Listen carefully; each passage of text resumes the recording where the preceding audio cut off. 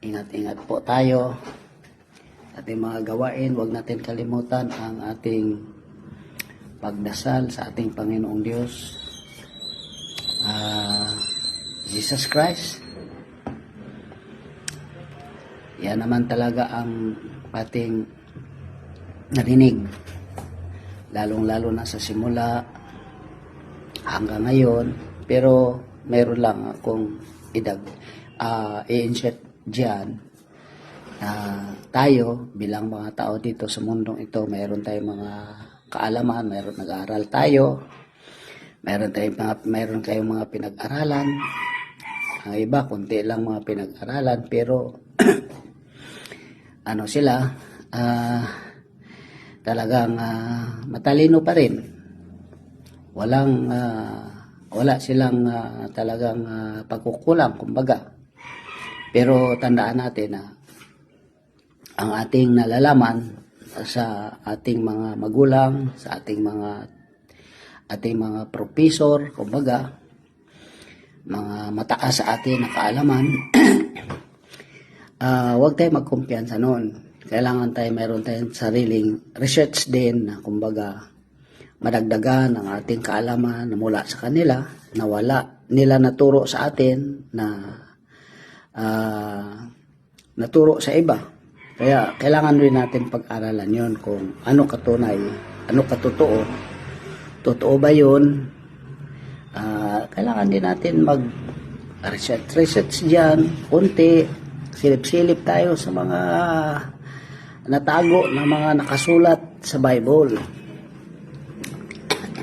Kasi importante yun sa bawat isa sa atin, lalong-lalo na ngayon sa bagong pangalan na talagang yan ang talagang madinig natin sa lahat ng mga ngaral.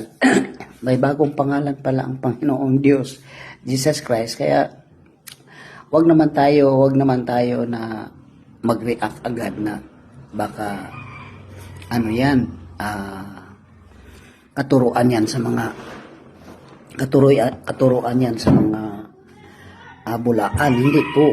Kailangan natin, bago tayo magsalita ng gano'n sa mga bulaan, silipin muna natin, tuklasin natin kung ano katotoo.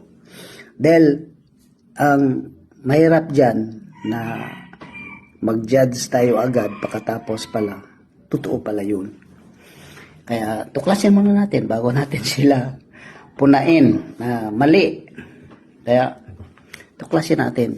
Kasi mula nung una sa panahon sa mga apostoles, panahon ni Jesus Christ, ay talagang Jesus Christ ang marinig natin.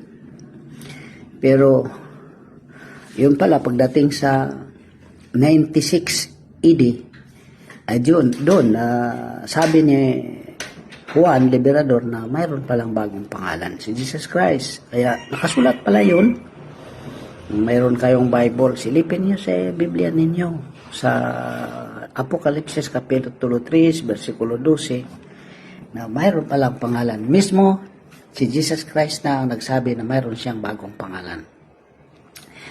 Hindi lang nakasulat diyan ang anong pangalan niya, basta siya nagsabi na mayroon siyang bagong pangalan.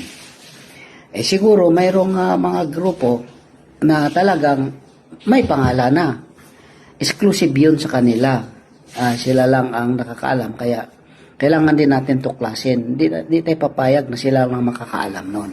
Kasi panahon na ngayon sa pahayag. Ipahayag na ang lahat. Kaya importante.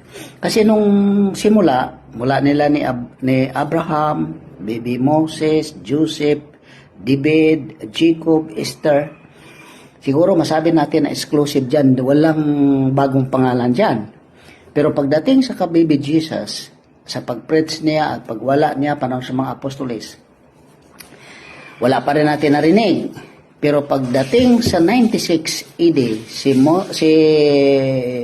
Juan Liberador, talagang pinakitaan siya ng pangitain na mayroon palang bagong pangalan. Anghel mismo ang nagsabi sa kanya, kaya nakasulat yan sa Apokalipsis. Yung pala, panahon pa nila ni Propeta Isaias, talagang nakahula na pala yun. Ayon sa Isaiah 62 versikulo 2, nakahula na yun, nagmumula sa bibig mismo ng dakilang Ama.